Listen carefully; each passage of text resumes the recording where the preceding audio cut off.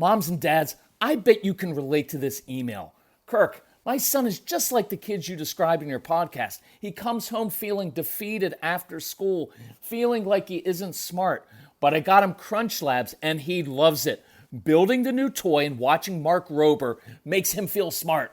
And then he explains, talking a million miles a minute, like our kids do, all the cool science facts he's learned. It's like I get my real kid back when he's building his Crunch Labs toy. And that is exactly why I was so psyched when my niece first told me how her son loves Crunch Lab.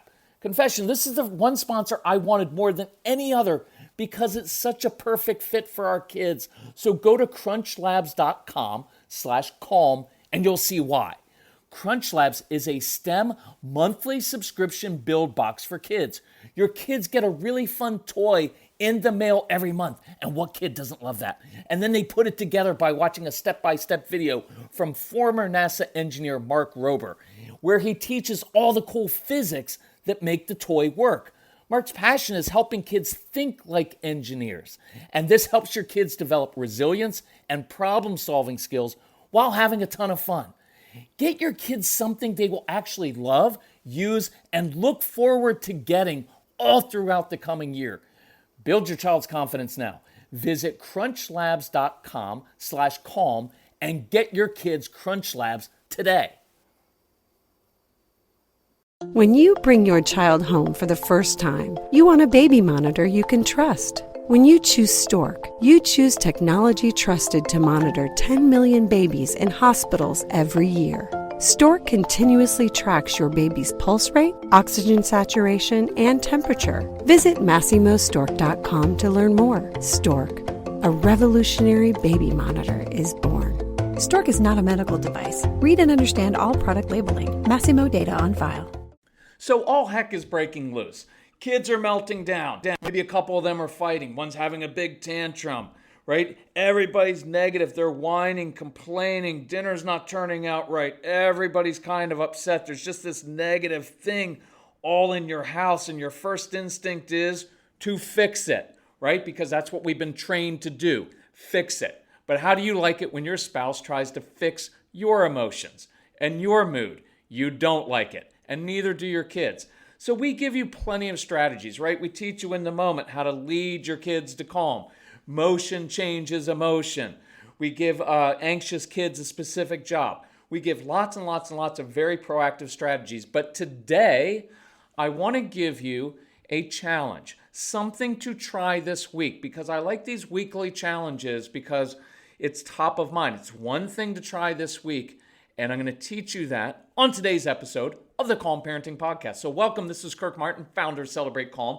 We're thrilled that you're here. We appreciate you sharing the podcast with other people because everybody struggles with their kids, especially with a strong-willed child. If you ever need help, reach out to our strong-willed child, Casey, because he was like 3 kids in one with all of his emotions and his talking back and all of his energy that he had.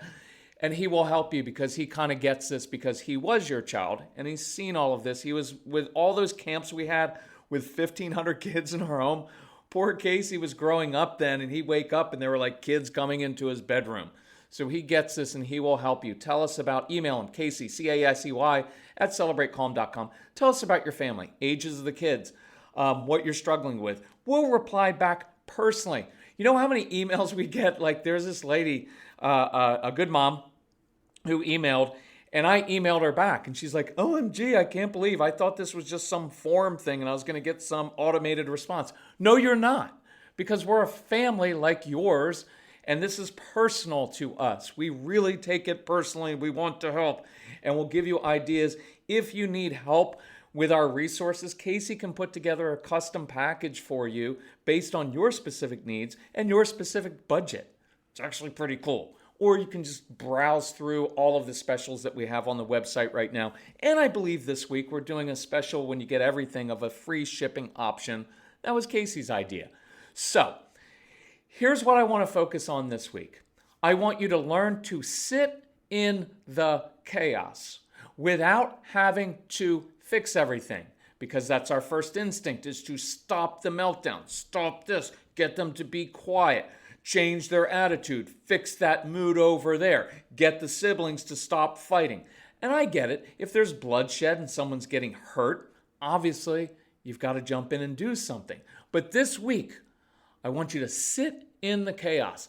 And this, I was reminded of this. I've got a couple emails this week, especially from guys, which is really cool. I love when guys do this.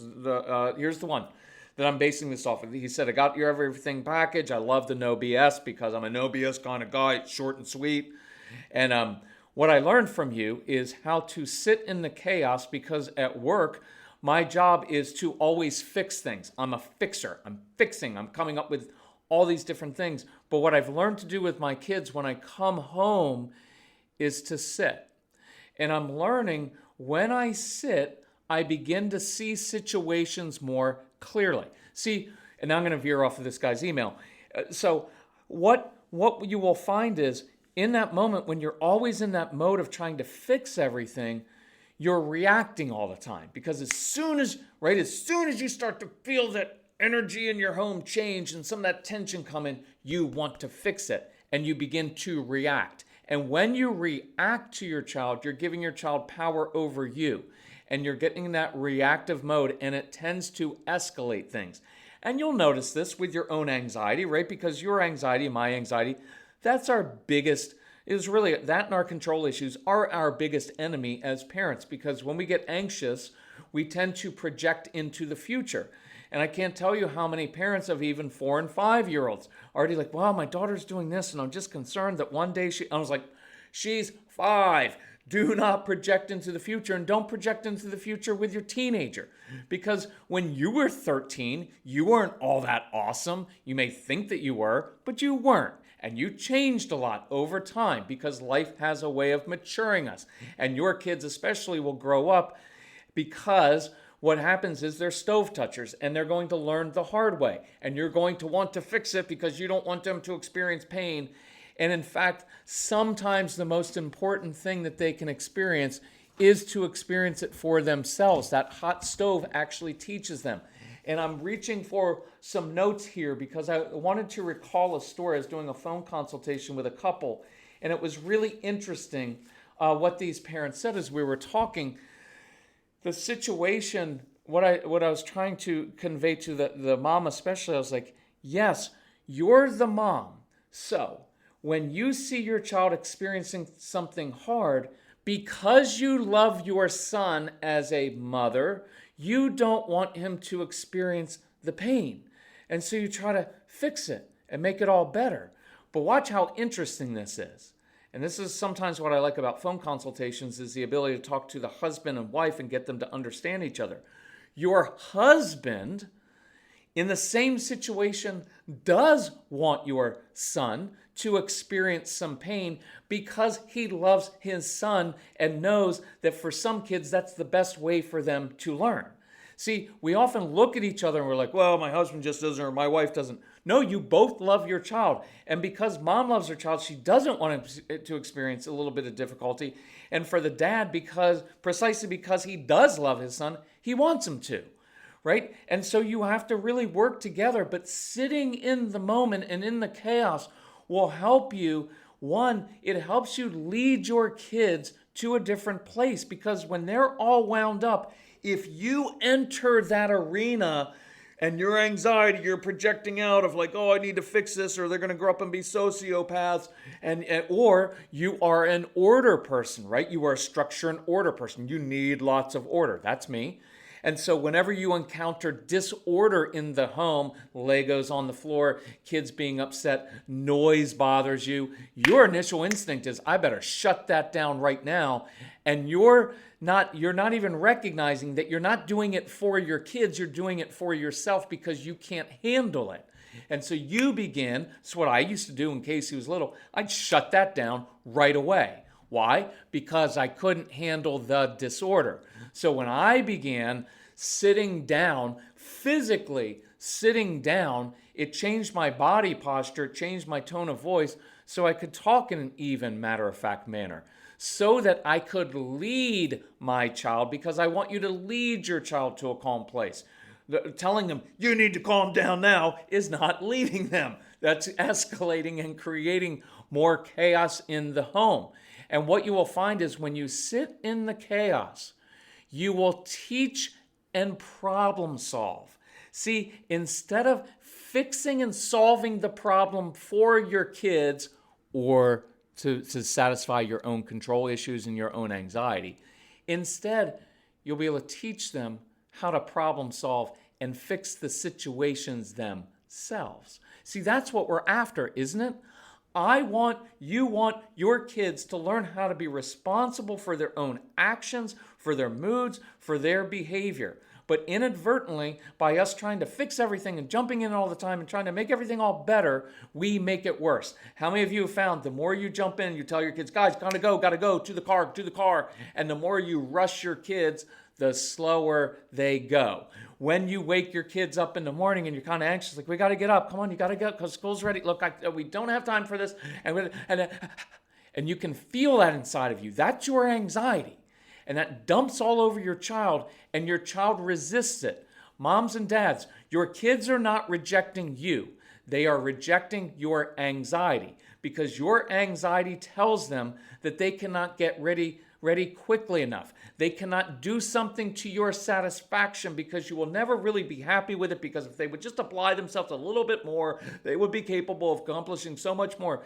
And that anxiety causes your kids to resist because they know inherently they cannot satisfy your anxiety. You always want more. You always want it done more quickly, better. And so when you learn to sit, you will start to recognize, oh, this is about me. Somewhere on one of the programs, I talk about the toaster moment. It's a famous moment in our home. When Casey, we were at a house in Northern Virginia, and Casey came down the stairs, and I started to get on him. Did you get all your schoolwork done? Because I heard you upstairs, because I know you're procrastinating. Did you get it done? And what I realized was, in that moment, I was getting on him about his schoolwork, but the real issue was I had procrastinated with my own work, and because I had done that, I was projecting my own issues onto him. That's not a cool thing to do. And so in that moment, because I was learning how to control my own anxiety and sit in the chaos, I looked at him and said, Casey, my apology. That's not your issue. That's my issue. Because I'm laid on with my own work. I apologize for dumping my stuff on you. It was just emailing with a really great mom. And she was talking about how her parents raised her and her brother, and her brother turned out to be not always that responsible person, and she struggled a little bit, and so she's got a young child, and she's already worried, well, my parents did this way, what if I repeat their mistakes and I do it the same way, and what if my child grows up and she's not... And what I had to ask the mom, and we're having a nice discussion, so it sounds kind of jerky to me, to you maybe what I asked her, but I said, look, I'm just going to be honest with you. Why are you projecting? Why are you asking your daughter? Why are you asking your daughter to deal with your own baggage? You're dumping your own baggage from your childhood onto your child, expecting your child to carry a load that you can't even carry. And there's no blame and no guilt in there, moms and dads. I don't do that. What I want is a recognition and honesty and humility, because humility is a very powerful thing to say, yes, I'm dumping all of that anxiety on my teenager, and my teenager is now resisting me and pulling away, not because he's sullen and defiant teenager all the time, but because he can't handle the pressure that I'm putting on him. Or maybe it's the 4-year-old or the 8-year-old or the 10-year-old or whatever. It doesn't matter what the age is, but you've got to deal with your own stuff. And most of us carry stuff from childhood that we don't even realize, and we're dumping that on our kids, your control issues, your anxiety. So this week, I really want you to practice this. Learn to sit in the chaos and learn to see the situation more clearly. I often do this example at live workshops. By the way, we're traveling again. That's awesome, because we love live events because there's so much energy and we get to answer people's specific questions. So if you have a school, a church, a synagogue, a mosque, an organization, email Casey, and because everything's opening back up again, hopefully. And so we'd love to be back out there. Just ask us and we'll come. So let's say you have 2 siblings and they're fighting. And typically what happens is we get uncomfortable, we want to break it up and we want to fix it, and we come in and we send one child to his room and the other child to his room, and inadvertently we just send our kids away from the very person who has the wisdom to teach and help them, and we rewarded the one child who's the provoking child, right? Because the provoking child needs brain stimulation, wants to get his brain stimulated, so he irritates the reacting child who obliges. And then, Mom, he's picking on me, he's being mean. And then we come in as adults and we add our own chaos to the whole situation and inadvertently reward the child who needs brain stimulation. Go to your room. How many times? And now what that child learns is, if I want my brain stimulated, I'll just pick on my brother, because then my mom and dad yell at me. Everybody's upset. Now I get sent to my room, which isn't a bad thing because I hoard food up there and I've got my video games there. So inadvertently, we also teach the other child who's always reacting that he's kind of a victim, that he has no choice in the matter, but he does. But when I sit in that room, and now instead of lecturing about how they need to learn how to get along better and be friends, they don't care. Instead, I can read the moment and I can teach them and say, hey, Jacob, it's a provoking child. So here's what I know about you. You've got this awesome brain. Loves to be stimulated because it's filled with ideas and you're a go-getter, man. And so when you get bored, you don't like being bored. So you end up picking on your brother because you know he's going to react to you. Now, 2 issues with that. One is that you now become dependent on your brother. You need him to react, because if he doesn't, then you've got to do something even worse, and that causes you to get in trouble. And that's the second issue. When you irritate your brother and pick on him and do those things, you always lose your stuff. So that's not like the best option to me. You can keep doing it if you want, but you're going to get the same result. But here's another idea. You've got that awesome brain. It's very creative, right? And I also know this about you. You love money, because many of your kids really like money. It's not that they're greedy, because they often have very big hearts. You love money and you have a big heart. So here's an option. When you get bored, instead of just picking on your brother, why don't you and I brainstorm 3, 4, 5 different ways for you to earn some money in the neighborhood? Because, man, you are a born entrepreneur and you can start making some real money, my friend. And you've got a big heart, and with some of that money, you could give some of that money to St. Jude's to help kids with cancer. And in fact, if you do that, I'll even match part of that. So, your choice how you want to use your brain and handle those situations. See, now instead of go to your room, you're a bad kid, nobody likes you, no wonder you're always in trouble, so he internalizes I'm a bad kid, because we didn't really teach him anything. Well, we sent him to his room to teach him that you can't pick on your siblings. You didn't teach him that at all. He already knows he shouldn't do it. You just sent him to his room, and you didn't give him any tools, and you didn't even teach him anything. Because look, punishment isn't discipline. Discipline means to teach. What we just did when I sat there and observed, I taught him about his brain. And the beautiful thing about that is, well, here's the negative thing. If you don't teach him about his brain, he'll never know how to use it. And he'll go through life seeking stimulation from taking bad risks. And maybe in teen years doing stuff that you don't want him doing because he's driven by the whim of his brain. But now you've just empowered him and educated him, said, I want to teach you about how cool your brain is, and here's how you can use it in negative ways. Oh, but here are some really cool ways you can use that brain. I just gave him options. And then with the other child, I can teach him and say, look, I get it. Your brother has a lot of energy, and I get it. You find him irritating because he's breathing and because he's your sibling. And that's how siblings have thought about each other literally since the beginning of time, Cain and Abel. So, if all you're ever going to do is react to people who are irritating, to situations that are irritating, you are going to be powerless in life and you are going to be miserable. And I can't help you with that. But if you want to learn how to get control of your own responses, if you want to learn how to control yourself instead of controlling your brother and everybody else you're ever going to meet in life, oh, I can teach you how to do that, assuming that you've learned how to do that, moms and dads, which I want you to do, right? And now the 2 kids who, instead of separating them and sending them away, instead, I each taught them a new life skill that will begin to reap benefits with fewer sibling fights, because now you start to talk a different language instead of, guys, keep it down in there. Why can't you just play well together for 12 minutes? You didn't teach them. You're pleading with them not to bother you. And instead of pleading with them not to bother you, I'm not teaching them. But that began with me controlling my own anxiety over their fighting and their squabbling. That began with me controlling my own anxiety, controlling my own control issues. And I walked in the room, instead of creating my own chaos, I sat in the midst of the chaos and I taught. That's a beautiful thing.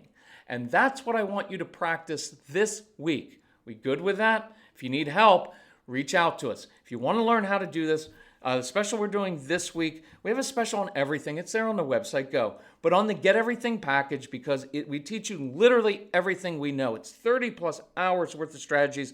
We're doing free shipping. We've dropped the price 60%. If you need help, if you want something smaller, a smaller package, email Casey, Casey at celebratecalm.com. He'll help you out with that. We can work within your budget. We can work within whatever you need, okay? So thank you for listening. I didn't plan to go through all that today. I'm super excited because this podcast actually turned out better than I had kind of outlined it on paper. And I love that. I like this sibling example. So let that sit in your brain this week. Email us. We'll help you out. And love you all. Talk to you soon. Bye-bye.